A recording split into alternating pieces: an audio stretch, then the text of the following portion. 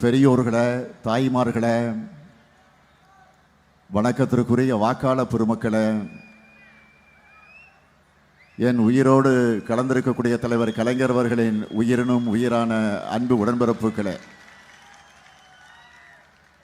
உங்கள் அனைவருக்கும் என்னுடைய அன்பான வணக்கம். தரமான முந்திரி வேணும்னாலும் கடலூர் தான். லேட்டஸ்டான பலாப்பழம் வேணும்னாலும் கடலூர் தான். சர்க்கரை உற்பத்திக்கும் கடலூர் தான். இந்தியாவுக்கே கரண்ட் உற்பத்திக்கும் கடலூர் தான். சோழர் காலத்தில் கடல் வாணிபம் செழித்த ஊர் நம்ம கடலூர். வாடிய பயிரை கண்டபோதெல்லாம் வாடினேன்னு சொன்ன கருணையே வடிவான வள்ளலார் வளவந்த மாவட்டம் இந்த கடலூர் மாவட்டம். சிதம்பரம் நடராஜர் கோயில், பிச்சாவரம் அலையாத்தி காடு, சில்வர் பீச்சுன்னு இன்னும் எத்தனையோ பெருமைகள் கொண்ட மாவட்டம் நம்முடைய கடலூர். சேஞ்சாஜி கோட்டையில் திராவிட மாடல் 2.0 ஆட்சி அமைய ஆதரவு கேட்டு புனித டேவிட் கோட்டை அமைஞ்சிருக்கக்கூடிய கடலூருக்கு வந்திருக்கிறேன். தலைவர் கலைஞர் அவர்கள் 5 முறை தமிழ்நாட்டை ஆட்சி செய்து நவீன தமிழ்நாட்டை உருவாக்கினார். 2021 6வது முறையா கழக அரசு அமைஞ்ச உடனே இது திராவிட மாடல் அரசுன்னு பெயர் வச்சோம்.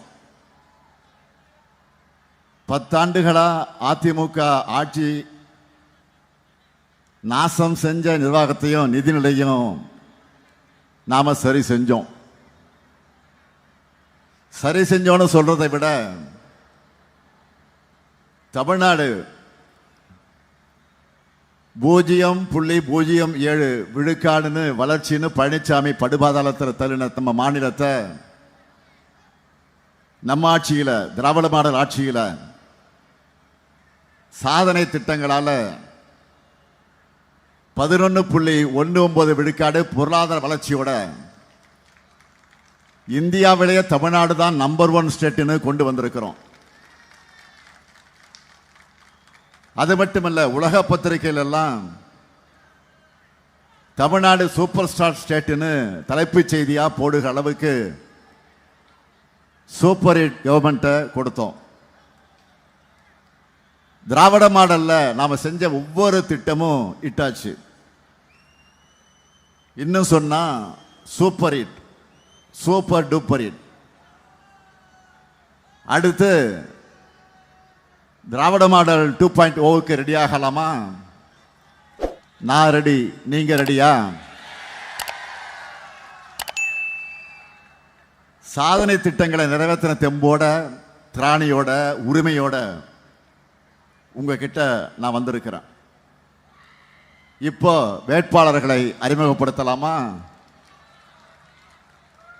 என்னதான் நம்முடைய விடுதலை சிறுத்தை கட்சியினுடைய தலைவர் எழுச்சி தமிழர் ஏற்கனவே அறிமுகப்படுத்தி இருந்தாலும், இந்த கூட்டணி கட்சியினுடைய தலைவர்ங்கிற முறையில் அதை வழிமொழிந்து நானும் அறிமுகப்படுத்த விரும்புகிறேன். முதல்ல குறிஞ்சிப்பாடி தொகுதியினுடைய சட்டமன்ற தொகுதி, நம்ம வெல்லும் வேட்பாளர் வேங்கையின் மைந்தன் MRK பன்னீர்செல்வம். தமிழ்நாட்டினுடைய வரலாற்றிலேயே முதல் முறையா வேளாண்மைக்கு பட்ஜெட் தாக்கல் செஞ்ச அமைச்சர் தான் இவர். மண் செழிச்சு விளைச்சல் பெருகி விவசாயிகள் மகிழ்ச்சியா இருக்கிறதுக்கு காரணமானவர். அவருக்கு உதயசூரியன் சின்னத்தில் உங்க பொன்னான வாக்குகள் அளிக்கணும் என்று அன்போடு உரிமையோடு கேட்கிறேன். அடுத்து திட்டக்குடி சட்டமன்ற தொகுதி, நம்மை வெல்லும் வேட்பாளர் தொழிலாளர்களுடைய உரிமைகளை பாதுகாத்து அவங்களுடைய நலனுக்காக உழைச்ச சி.வே. கணேசன் அவர்கள். தொழிலாளர் பிரச்சனைகளை தீர்த்தது மட்டுமல்ல, நம்ம இளைஞர்களை திறன்மிக்கவர்களாக மாற்றி மாவட்டந்தோறும் வேலைவாய்ப்பு முகாம்களை நடத்தி லட்சக்கணக்கான இளைஞர்களுக்கு வேலைவாய்ப்பு கிடைக்க செஞ்சவர். அவருக்கு உதயசூரியன் சின்னத்தில் உங்கள் பொன்னான வாக்கு அளிக்கிறேன்னு அன்போடு உரிமையோடு கேட்கிறேன்.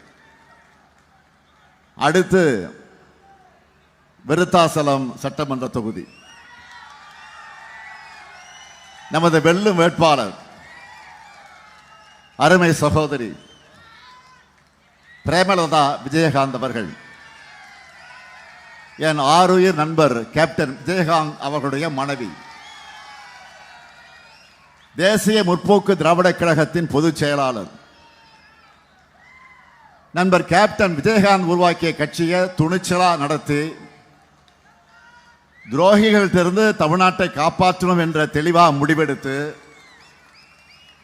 உறுதியோட நம்முடைய கொள்கை கூட்டணியில் இணைந்திருக்கிறார். அவரே சொன்னார், சில நாட்களுக்கு 2 நாட்களுக்கு முன்பு அவருடைய அன்பு மகன் விஜயபிரபாகரனுக்கு ஆதரவா விருதுநகர்ல பிரச்சாரத்துக்கு போயிருந்தேன். அப்ப பிரச்சார கூட்டத்தில் நான் குறிப்பிட்டேன், அதைத்தான் குறிப்பிட்டார். மக்கள் ஆணையிட்டால் படத்தில் என்னுடைய ஆருயிர் நண்பர் கேப்டன் விஜயகாந்த் அவர்களுக்கு பாட்டு பாடி வாக்கு கேட்டதை ஞாபகப்படுத்தி நாங்கள் பேசியிருந்தேன். அதைத்தான் குறிப்பிட்டு சொன்னார். அவரே அந்த பாட்டினுடைய வரியை எடுத்து, அது தலைவர் கலைஞர் எழுதிய பாடல். ஆற அமர கொஞ்சம் யோசிச்சுப்பாரு, என் அடுத்த வரும் தலைமுறைய சிந்திச்சுப்பாரு, ஏற இறங்க பார்த்து எடைகளை போடு, நீ எத்தனுக்கும் பித்தனுக்கும் தடைகளை போடு. இதான் பாட்டு. இன்று சகோதரி பிரேமலதா விஜயகாந்த் அவர்களுக்கு உங்கள் ஆதரவை கேட்டு கடலூருக்கு வந்திருக்கிறேன். சகோதரி அவர்கள் சமீபத்தில் ஒரு கூட்டத்தில் பேசுனதை பார்த்தேன். இங்கேயும் கூறியிருக்கிறார், இந்த கூட்டணி முன்னாடியே அமையலன்னு நான் ஃபீல் பண்றேன்னு சொல்லி இருந்தாங்க. உண்மைதான், இது எப்பவோ அமைந்திருக்க வேண்டிய கூட்டணி தான். பரவாயில்லை, லேட்டா வந்தாலும் லேட்டஸ்டா நம்ம கூட்டணியில் இணைஞ்சிருக்காங்க. நிச்சயமா பெருவாரியான வாக்கு வித்தியாசத்தில் அவர்கள் வெற்றி பெறுவாங்க. எப்படி 2006 கேப்டனுக்கு வெற்றியை தந்தது மாதிரியே 2026 தேர்தலில் சகோதரி பிரேமலதா அவர்களுக்கும் முரசு சின்னத்தில் நீங்கள் வாக்களித்து வெற்றி பெற வைக்கணும் என்று உரிமையோடு நான் கேட்கிறேன். அடுத்து காட்டுமன்னார் கோயில் சட்டமன்ற தொகுதி என்னுடைய இனிய சகோதரர் எழுச்சி தமிழர் தொல் திருமா அவர்கள் ஆதரவு பெற்ற நமது வெல்லும் வேட்பாளர் விடுதலை சிறுத்தை கட்சியை சார்ந்த ஜோதிமணி அவர்கள். ஒடுக்கப்பட்ட மக்களுடைய ஒளிவிளக்காக திகழ்ந்த பெரியவர் இளைய பெருமாளுடைய அருமை மகன். பொறியாளராக இருந்து பொது தொண்டு ஆற்றும் ஆர்வத்தோடு களம் காண்கிறார். அவருக்கு பானை சின்னத்தில் உங்களுடைய பொன்னான வாக்குகள் அளிக்க வேண்டும் என்று அன்போடு உரிமையோடு கேட்கிறேன். அடுத்து கடலூர் சட்டமன்ற தொகுதி நமது வெல்லும் வேட்பாளர் காங்கிரஸ் பேரியக்கத்தை சார்ந்த ஏ.எஸ். சந்திரசேகரன். சட்டக்கல்லூரியில் படித்த காலத்திலேயே காங்கிரஸ் தொண்டராக சேவையாற்ற தொடங்கினவர். இன்றைக்கு தமிழ்நாடு காங்கிரஸ் கமிட்டியின் மாநில செயலாளராக செயல்பட்டு வருகிறார். அவருக்கு கை சின்னத்தில் உங்களுடைய பொன்னான வாக்குகளை அளிக்கணும். அடுத்து சிதம்பரம் சட்டமன்ற தொகுதி நமது வெல்லும் வேட்பாளர் மனிதநேய ஜனநாயக கட்சியினுடைய தலைவர் தமிமுன் அன்சாரி அவர்கள். சிறுபான்மை சமூக மக்களுடைய உரிமைகளுக்காக தொடர்ந்து குரல் கொடுக்கக்கூடியவர். விவாதங்களிலும் ஏன் ஏற்கனவே சட்டமன்றத்தில் ஆணித்தரமாக பேசி தன்னுடைய ஆற்றலை வெளிப்படுத்தி காட்டியிருக்கிறார். அவருக்கு உதயசூரியன் சின்னத்தினுடைய பொன்னான வாக்குகளை அளிக்க வேண்டும் என்று நான் அன்போடு உரிமையோடு கேட்கிறேன். அடுத்து நெய்வேலி சட்டமன்ற தொகுதி நமது வெல்லும் வேட்பாளர் சபா ராஜேந்திரன் அவர்கள் 2006, 2016, 2021 என்று 3 முறை உங்களுடைய குரலா சட்டமன்றத்தில் ஒழிச்சவர். நெய்வேலி மக்களோட உயர்வுக்காகவும் தொகுதியின் மேம்பாட்டுக்காகவும் தொடர்ந்து பணியாற்றி கொண்டிருப்பவர்.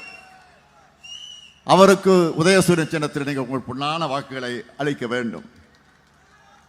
அடுத்து பண்ருட்டி சட்டமன்ற தொகுதி நமது வெல்லும் வேட்பாளர் கொள்கை தோழமையாக விளங்கக்கூடிய விடுதலை சிறுத்தை கட்சியை சார்ந்த அப்துல் ரஹ்மான் அவர்கள், நம்முடைய எழுச்சி தமிழர் தொல் திருமா அவர்களுடைய அன்பை பெற்றவர், ஒடுக்கப்பட்ட மக்கள் சிறுபான்மையினரிடையே ஒற்றுமைக்காக பாடுபடக்கூடியவர். அவருக்கு பானை சின்னத்தில் உங்களுடைய பொன்னான வாக்குகளை வழங்கிட வேண்டும். அடுத்து புவனகிரி சட்டமன்ற தொகுதி நம்முடைய வெல்லும் வேட்பாளர் துரை கி சரவணன், நம்முடைய உள்ளத்தில் நிறைஞ்சு வாழக்கூடிய டாக்டர் கிருஷ்ணமூர்த்தி, துரை கிருஷ்ணமூர்த்தி அவருடைய அருமை மகன்,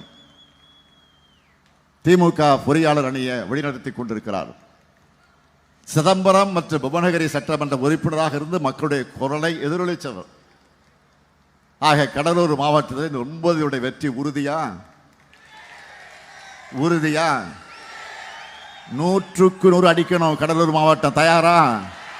இன்னும் சத்தமா தயாரா? 100க்கு 100 தயாரா? இன்னும் சத்தமா? வெற்றி உறுதியாயிடுச்சு. நீங்க உட்காரலாம்.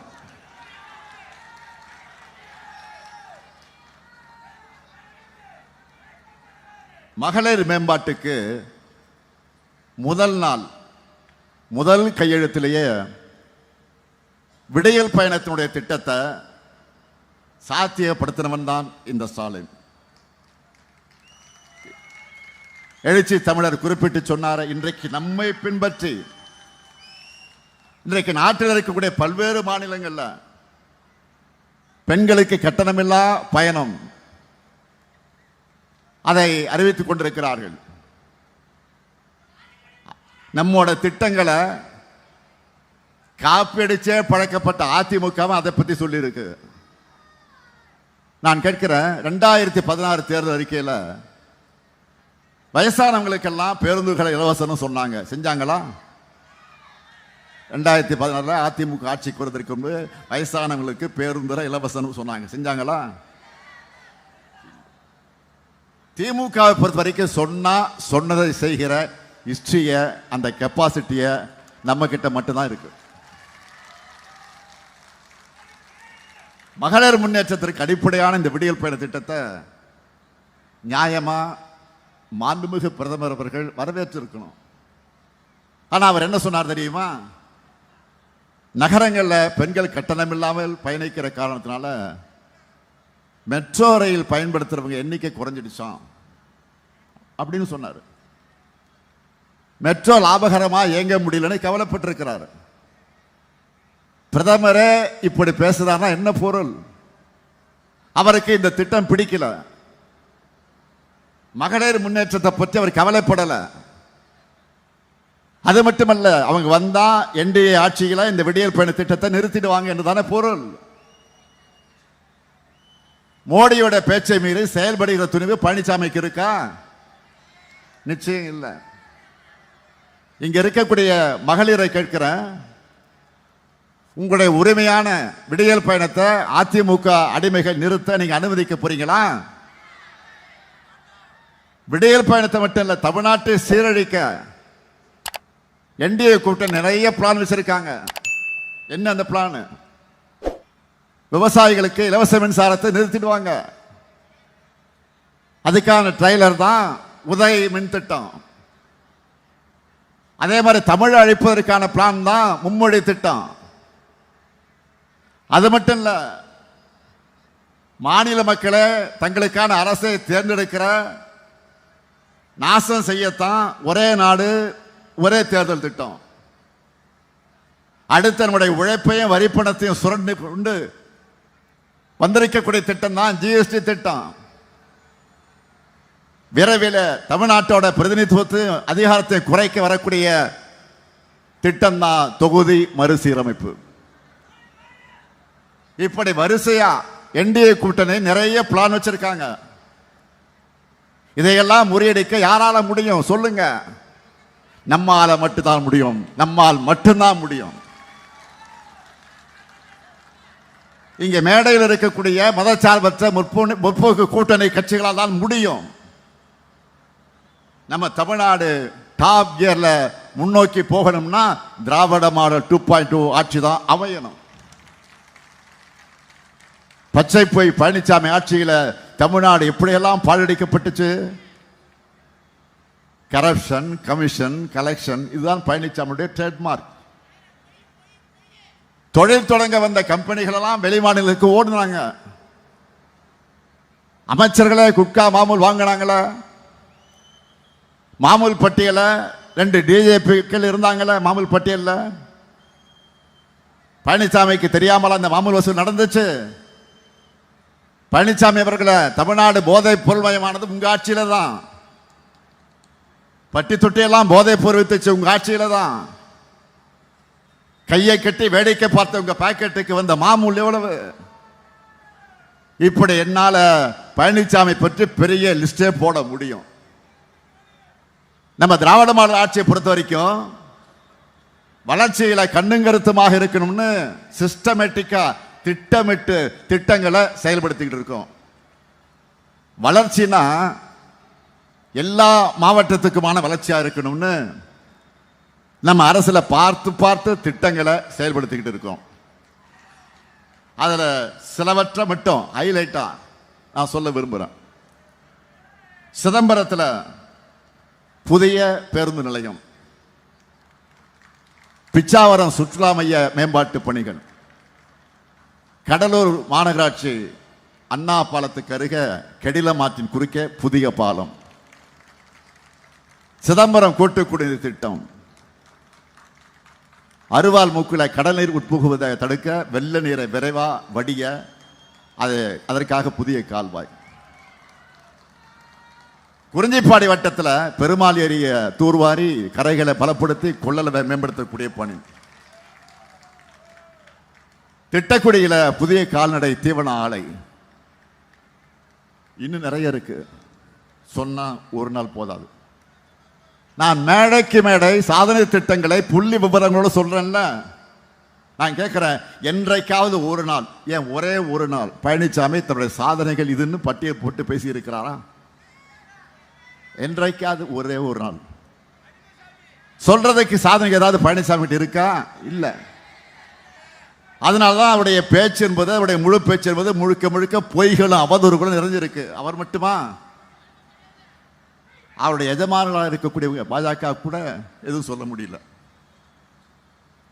தமிழ்நாட்டுக்குன்னு எந்த திட்டத்தையும் அவங்க செஞ்சது கிடையாது. செய்கிற வழக்கமான திட்டங்களை கூட எப்படியாவது உருப்படியா செய்யக்கூடாதுன்னு நினைக்கிறவங்க. அதுதான எக்ஸாம்பிளுக்கு எங்கேயும் தேடி அலைய வேண்டியதில்லை, பக்கத்திலேயே. அது நேற்று நடந்திருக்கு. சிதம்பரம் பக்கத்தில் கொள்ளாற்றுக்கு முன்னாடி தேசிய நெடுஞ்சாலையில் 6433 கோடி ரூபாயில் புதுசாக கட்டியிருக்கக்கூடிய மேம்பாலம் திடீர்னு உள்வாங்கியிருக்கு. இதுதான் பாஜக திட்டங்களுடைய குவாலிட்டி. இதனால்தான் அவங்க சொல்லிக்கொள்ள சாதனைகள் எதுவும் இல்லை. முன்னேறி எப்படி போகுதோ பின்னேறும் அப்படியே தான் போகும். தரந்தாண்டு கொச்சைப்படுத்தி பேசுறது பழனிசாமி கோவுக்கு புதுசு இல்ல. ஏற்கனவே லிப்ஸ்டிக் பஸ்ன்னு சொன்னார் பழனிசாமி. அவர் கூட இருக்கக்கூடிய அறவேக்காடுகள் சும்மா இருப்பாங்க. CV சண்முகம், MR விஜயபாஸ்கர், திண்டுக்கல் சீனிவாசன், இவங்க பேசுறதெல்லாம் திரும்ப சொல்றதுக்கு கூட நான் கூசுது. பெண்களை ஈடுபடுத்தக்கூடிய RSS சங்கி கூட்டமா அதிமுக மாறி இருக்கு. இப்போ அண்ணா திமுக அல்லது அமித்ஷா திமுகவாக மாறி இருக்கு. நம்ம திராவிட மாடல் அரசு எண்ணற்ற முற்போக்கு திட்டங்களை செயல்படுத்திக்கிட்டு இருக்கோம். அதனாலதான் பெண்கள் எல்லாம் இன்றைக்கு DMK கவர்மெண்ட் எங்க கவர்மெண்ட்னு பெருமையோடு சொல்றாங்க. உங்க உரிமை தொகை தடுக்கணும்னு யார் நினைச்சாலும் அந்த சதி திட்டம் தோன்றும் போதே அதை உடைப்பான் இந்த ஸ்டாலின். அதற்கு சாட்சி தான் பிப்ரவரி 13. அந்த நாள் உங்களுக்கு ஞாபகம் இருக்கா? பிப்ரவரி 13 காலையில் விடியும் போது அலாரம் மாதிரி 5000 ரூபாய் வந்துருச்சுன்னு மெசேஜ் ஒன்றான 1,30,00,000 வீடுகளை ஒழிச்சதுன்னு சொல்றதை விட மகிழ்ச்சியை கொடுத்துச்சு. நல்லவங்களுக்கு மகிழ்ச்சியை கொடுத்துச்சு. தமிழ்நாட்டை நாசப்படுத்த நினைக்கிறவங்களோட நிம்மதியை கெடுத்துச்சு. இப்போ பழனிசாமி காப்பி அடிச்சு அந்த உரிமை தொகை உயர்த்துவோன்னு சொல்லியிருக்கிறார். துரோகத்தின் முழு உருவமான பழனிசாமி அவர்களை ஏற்கனவே கடந்த தேர்தலே உங்களுடைய பொய் வாக்குறுதிகள் நம்பாம மக்கள் உங்களை புறக்கணிச்சுட்டாங்க. இப்ப உரிமை தொகை வாங்குற பெண்களை கொச்சைப்படுத்தி எந்த முகத்தை வச்சுக்கிட்டு புது வாக்குறுதியை கொடுக்குறீங்க? சில நாட்களுக்கு முன்னாடி அதிமுகவோட 10 ஆண்டுகள் ஆட்சியில தேர்தல் அறிக்கையில் சொன்னதையெல்லாம் நிறைவேற்றலன்னு சொன்னேன்னு அதுக்கு இதுவரைக்கும் பதில் சொன்னீங்களா? ஆனால் நான் சொன்னதையெல்லாம் செஞ்சு முடிச்சு தமிழ்நாட்டில் அடுத்த கட்ட வளர்ச்சிக்கு சூப்பர் ஸ்டாரை நான் களத்தில் இறக்கி இருக்கிறேன். அதுதான் இந்த தேர்தல் அறிக்கை. சூப்பர் ஸ்டார் யாருன்னு கேட்டா சின்ன குழந்தைகள் சொல்லும், இந்த தேர்தல் அறிக்கையும் சொல்லும். இங்க இருக்கக்கூடிய மகளிரை கேட்கிறேன், உங்களுக்காக ஸ்பெஷலா கொண்டு வந்திருக்கக்கூடிய திட்டம் தெரியும்ல? ஸ்பெஷலா இல்லத்தரசி திட்டம். எவ்வளவு கூப்பனு? எவ்வளவு? 8000. இந்த கூப்பனை வச்சு உங்களுக்கு தேவைப்படுகிற வீட்டு உபயோகப் பொருளை புதுசாக வாங்கிக்கலாம். இல்லைன்னா பழைய பொருளை எக்ஸ்சேஞ்ச் பண்ணி புது பொருளை வாங்கிக்கலாம். உங்களுக்கு பிடிச்ச கடையில் உங்களுக்கு பிடிச்ச பிராண்டை வாங்கிக்கலாம். அது மட்டும் இல்லை, இல்லத்தரசிகளுக்கு இனிமேல் உரிமை தொகையாக 1000 அல்ல 2000. நாம கொண்டு வந்திருக்கக்கூடிய காலை உணவு திட்டம் குழந்தைகளுடைய பசியை போக்குற திட்டம் மட்டும் இல்ல, இல்லத்தரசுடைய பணிச்சுமையை குறைக்கிற திட்டம். இனிமேல் காலை உணவு திட்டம் 5ஆம் வகுப்பு வரை மட்டும் இல்ல, 8ஆம் வகுப்பு வரை விரிவாக்கம் செய்ய போறோம். கூடுதலா 15 லட்சம் குழந்தைகள் சாப்பிட போறாங்க. இது மட்டும் இல்ல, புதுமை பெண் திட்டத்திலையும் தமிழ் புதும் திட்டத்திலையும் இனிமேல் 1000 அல்ல 1500. உயர்கல்வி முடிச்சு 5 லட்சம் இளைஞர்கள் வேலை வாய்ப்பு பெறக்கூடிய வகையில் நான் முதல் திட்டத்தில் 1500 ரூபாய் உதவித்தொகையோட 6 மாசம் பயிற்சி வழங்க போறோம். விவசாயிகள் நிறைந்த மாவட்டம் இது. மகிழ்ச்சியான ஒரு அறிவிப்பு. ஏற்கனவே படிச்சிருப்பீங்க, 20 லட்சத்துக்கு அதிகமான உழவர்கள் பயன்பெறக்கூடிய வகையில் நவீன மின்சார பம்பு செட்டுகளை வழங்க போறோம். மகிழ்ச்சியா? நெல் கொள்முதல் விலை குவிண்டால் ஒன்றுக்கு 3500 ரூபாயாக உயர்த்தி வழங்கப்படும். கரும்பு கொள்முதல் விலை டன் ஒன்றுக்கு 4500 ரூபாயாக உயர்த்தி வழங்கப்படும். இன்னொரு முக்கியமான வாக்குறுதி, இயற்கை சீற்றத்தால் அதிகம் பாதிக்கப்படக்கூடிய மாவட்டம் கேட்டீங்கன்னா இது கடலூர் மாவட்டம் தான். உங்களுடைய வேதனையை துடைக்கணும்னு தான் போர்க்கால இழப்பீடுகளாக இரவை பாசன பயிர்கள் மற்றும் நெல் பயிர்களுக்கு ஹெக்டேர் ஒன்றுக்கு 25000 ரூபாய், நீண்டகால பயிர்களுக்கு 27000 ரூபாயும், மானாவாரி பயிர்களுக்கு 12000 ரூபாயும் வழங்கப்படும் அறிவிச்சிருக்கிறோம். அடுத்து பால் கொள்முதல் விலை லிட்டர் ஒன்றுக்கு 5 ரூபாய் உயர்த்தி வழங்கப்படும். முதியோர் உதவித்தொகை 1200 ரூபாயிலிருந்து 2000 ரூபாயாக உயர்த்தப்படும். மாற்றுத்திறனாளிகளுக்கான உதவித்தொகை 1500 2500 ரூபாயாக உயர்த்தப்படும். மீன்பிடி தடைகால சிறப்பு நிவாரணத் தொகை 8000 ரூபாயிலிருந்து 12000 ரூபாயாகும். மீன்பிடி குறைவு கால சிறப்பு நிவாரணத் தொகை 6000 ரூபாயிலிருந்து 9000 ரூபாய்க்கும் உயர்த்தி வழங்கப்படும். மீன்பிடி துறைமுகங்கள் மற்றும் மீன் இறங்கு தளங்களில் நவீன உட்கட்டமைப்பு வசதிகள் ஏற்படுத்தி தரப்படும். இதெல்லாம் மட்டும் இல்லாமல் டெல்டா மாவட்டங்களுக்கான சிறப்பு வளர்ச்சி திட்டம், கடலூர் மாவட்ட அரசு மருத்துவக் கல்லூரி மருத்துவமனையில் புற்றுநோய்களுக்கான நவீன சிகிச்சை வசதிகள் ஏற்படுத்தப்படும். கடலூர் துறைமுகம் உலகத்தரத்தில் மேம்படுத்தப்படும். இவ்வளவு நேரம் நான் சொன்னதெல்லாம் கொஞ்சம்தான், தேர்தல் அறிக்கை புத்தகத்தில் இன்னும் ஏராளமாக இருக்கு. நம்ம திராவிட மாடல் ஆட்சியில் பெண்களுடைய முன்னேற்றம் மட்டுமல்ல, நம்ம இளைஞர்களுக்கும் தரமான கல்வி கிடைக்கணும், திறன் மேம்பாடு அடையணும், உயர்ந்த வேலைவாய்ப்புகள் கிடைக்கணும்னு பாடுபடுறோம். கல்விதான் யாராலும் பறிக்க முடியாத சொத்துன்னு நான் சொன்னது மட்டும் இல்லை, பலமுறை சொல்லிக்கிட்டே இருக்கிறேன். கல்விக்காக யார் பேசினாலும் அவங்கள மனசார நான் பாராட்டிக்கிட்டு இருக்கிறேன். அப்படித்தான் இதே கடலூர் சாத்திப்பட்டு கிராமத்தை சார்ந்த செல்ல பசங்க 2 பேர், தேவாவையும் பேர் சொல்லுங்க,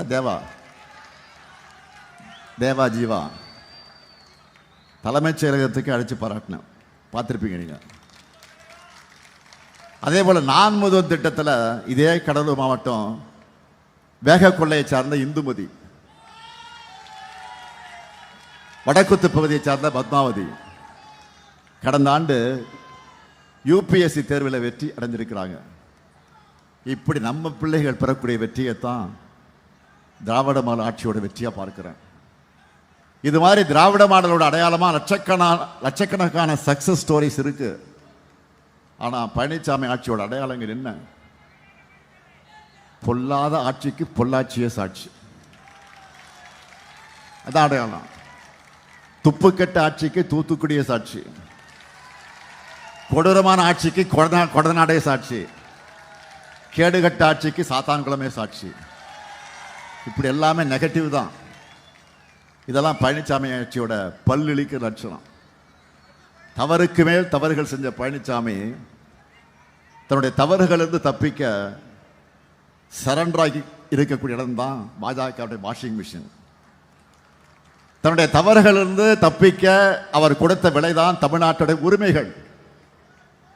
தமிழ்நாட்டுக்குள்ள கால் பதிக்க முடியாத பாஜகவுக்கு பின்வாசலை திறந்துவிடும் என்பதுதான் பழனிசாமிக்கு கொடுக்கப்பட்டிருக்கக்கூடிய அசைன்மெண்ட். அதனால தான் நாங்கள் சொல்றோம், நடக்கிற தேர்தல் தமிழ்நாடு அணியா டெல்லி அணியா அழுத்தமா எல்லா இடத்துலையும் கேட்கிறேன். டபுள் இன்ஜின் டப்பா இன்ஜின் சொல்லிக்கிட்டு டெல்லியோட ரிமோட் கண்ட்ரோலுக்கு ஆளுக அடிமைகள் தமிழ்நாட்டில் ஆளக்கூடாது. தமிழ்நாட்டை நாசப்படுத்த நினைக்கிற ஆணவ பாஜகவும் அடிமை அதிமுகவும் வேரோடும் வேரோடி மண்ணோடு வீழ்த்தப்படணும்.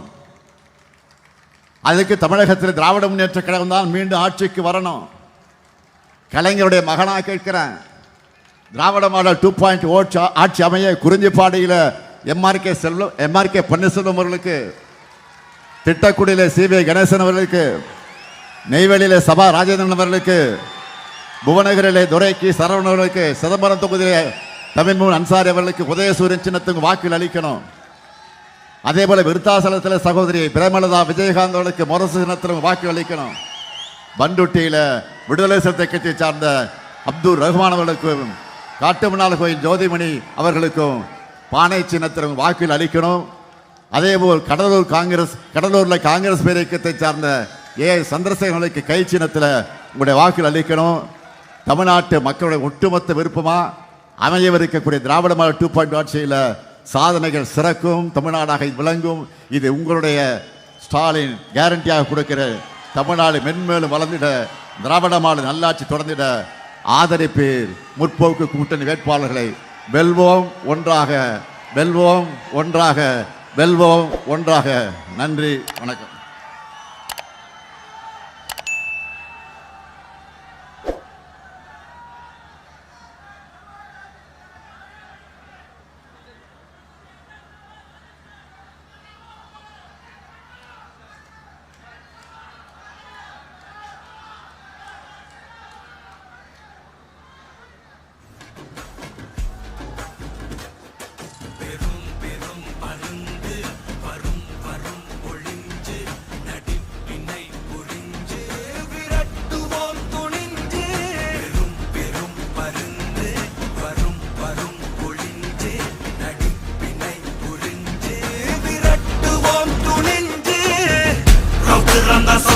இந்திய பார் ஜாக்கிரத தப்பாகம் தொட்டாக்கவா எங்க வண்ணம் கருப்பு செவப்பு சா எங்க கதை அகர முதல தொட்டு தாடி கிழவன் பிளட்